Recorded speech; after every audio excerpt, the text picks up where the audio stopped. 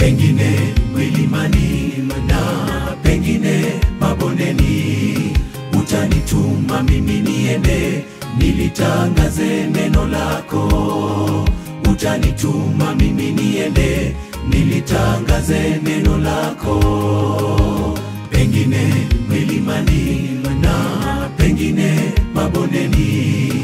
Utanituma mimi niende nilitangaze neno lako. Utanituma mimi niende nilitangaze neno lako.